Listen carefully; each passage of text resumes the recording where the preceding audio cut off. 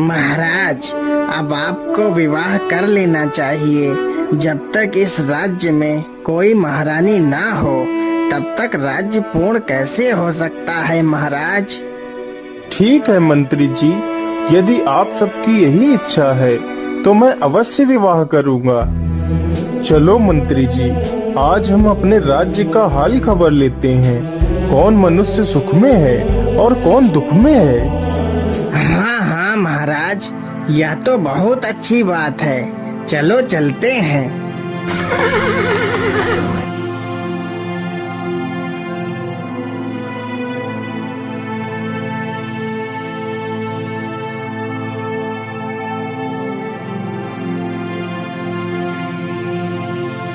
अरे यह लड़की कौन है?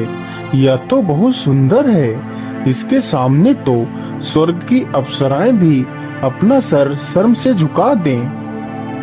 महाराज, यह लड़की हमारे राज्य के सेठ धनीराम की पुत्री है। राजा उस लड़की को देखकर उसे ही अपनी रानी बनाने का निश्चय कर लेता है।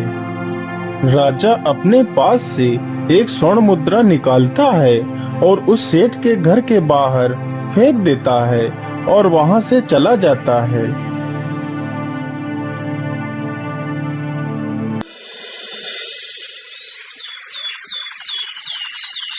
इसी प्रकार राजा प्रत्येक दिन उसी सेठ के घर के बाहर से निकलता था और एक स्वर्ण मुद्रा फेंक देता और किसी से कुछ कहे बिना वहां से चला जाता था।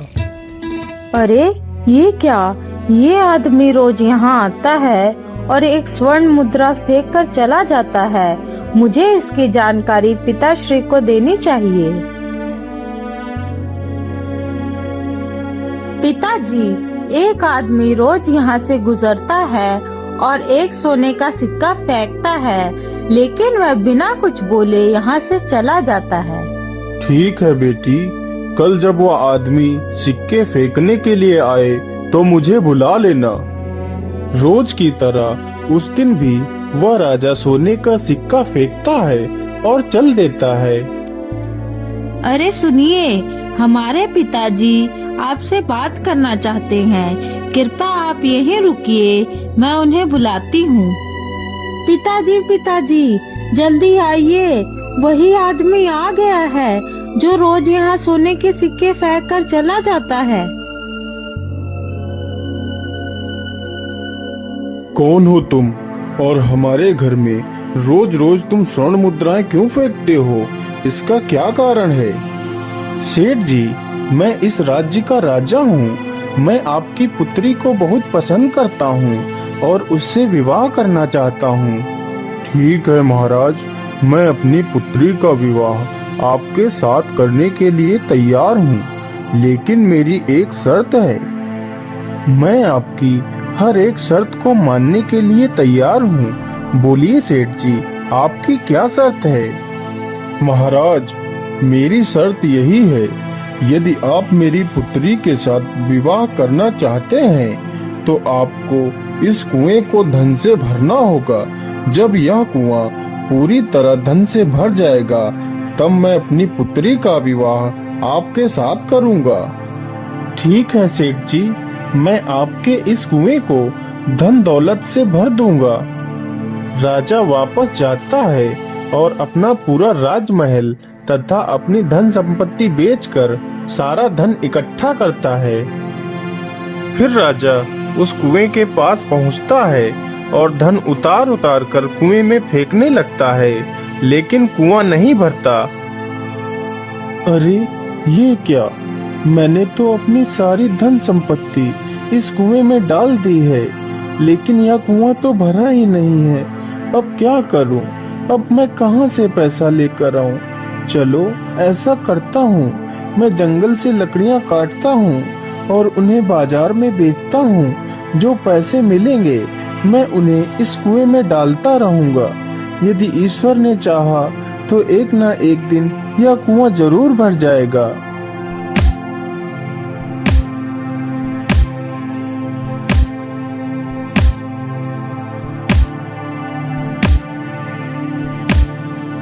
फिर वह राजा जंगल से लकड़ियां काटता और उन्हें बाजार में बेचता।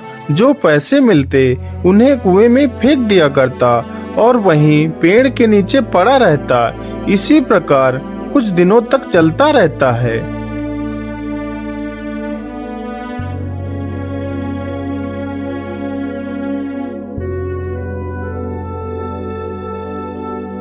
हे ईश्वर, आज तो मेरी तबीयत कुछ ठीक नहीं लग रही है।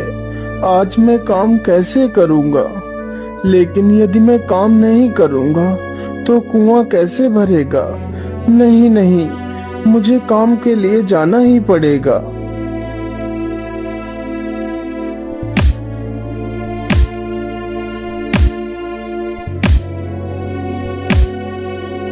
अरे बेटा, तुम इतनी कड़कती धूप में काम कर रहे हो, थोड़ा सा आराम तो कर लो। नहीं बाबा जी, मैं अभी आराम नहीं कर सकता, मुझे अभी बहुत काम करना है। अरे बेटा, तुम्हें ऐसा कौन सा कार्य करना है जो तुम इतनी कड़कती धूप में भी काम कर रहे हो? बताओ मुझे।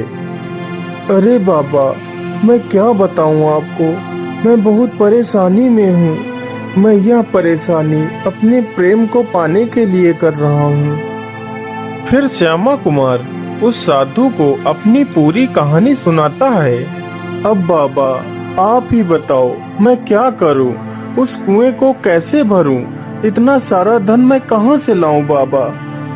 बेटा, तुम चिंता मत करो, तुम इस लकड़ी को ले जाओ और उस कुएं की परिक्रमा करके ओम नमः शिवाय का जाप कर इस लकड़ी को उस कुएं में डाल देना, तो वह कुआं धन से भर जाएगा।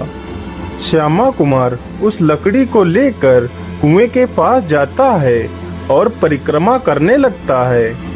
ओम नमः शिवाय, ओम नमः शिवाय, ओम नमः शिवाय, ओम नमः शिवाय, ओम नमः शिवाय, ओम नमः शिवाय। चलो, अब इस लकड़ी को कुएं में डाल देता हूँ।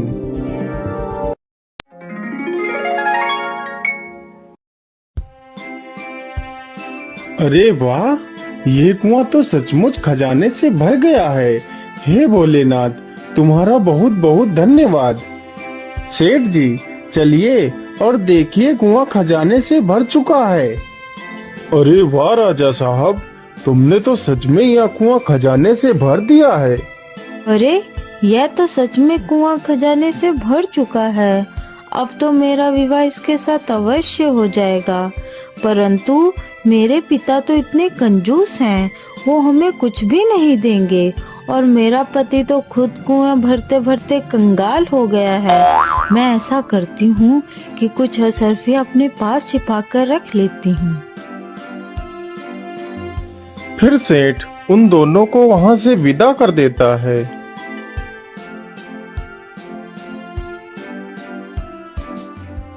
अरे भैया, हम लोग परदेसी हैं, हम दोनों इस गांव में रहना चाहते हैं। क्या हमें यहाँ कहीं रहने के लिए कोई घर मिल सकता है?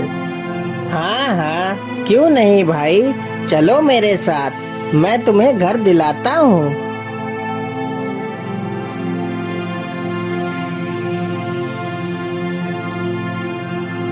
मैं तुम्हें घर तो दे सकता हूँ, लेकिन मैं तुमसे रोज 1 रुपया लूंगा। यदि मंजूर हो तो बोलो। ठीक है भैया, मैं तुम्हें रोज का 1 रुपया दे दूंगा। अरे रूपरेखा, हमने घर तो ले लिया है, लेकिन इसका किराया हम कहाँ से भरेंगे? आप बिल्कुल भी चिंता ना करिए। यह एक स्वर्ण मुद्रा लीजिए और इसे बेचकर कुछ खाने के लिए ले आइए। और याद रहे, बाजार से 2 गोले ऊन के ले आइएगा। श्यामा कुमार सोनार के घर जाता है और सोने की मुद्रा बेचकर ऊन के 2 गोले तथा चावल लेकर आता है। दोनों पति पत्नी चावल पकाकर खा लेते हैं और सो जाते हैं।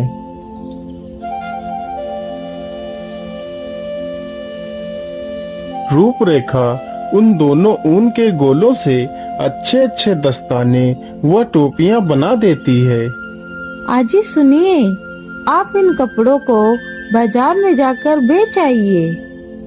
आइए आइए, अच्छे अच्छे कपड़े, दस्ताने व टोपियां लेकर जाइए।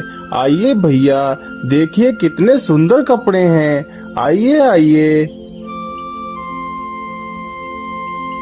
श्यामा कुमार इसी प्रकार रोज रोज कपड़े लेकर यहाँ वहाँ की बाजारों में बेचने लगता है।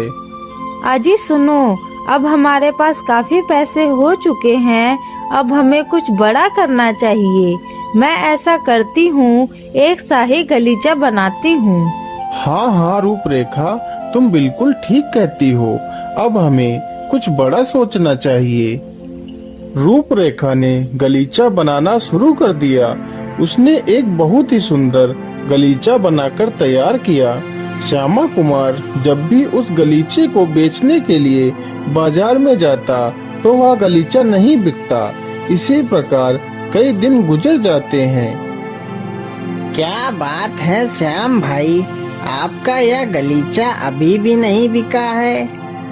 क्या करूं बिरजू भाई, इसकी सही कीमत कोई दे ही नहीं पाता है, तो इसलिए यह गलीचा बिक ही नहीं पा रहा है। अरे श्याम भाई, मेरी बात मानो तो तुम इस गलीचे को लेकर कन्नड़ राज्य चले जाओ। वहाँ की बाजार का यह नियम है, यदि बाजार में सूर्यास्त के बाद कोई सामान ना बिके तो वह सामान राजा खरीद लेता है। तुम इस गलीचे को वहीं लेकर चले जाओ।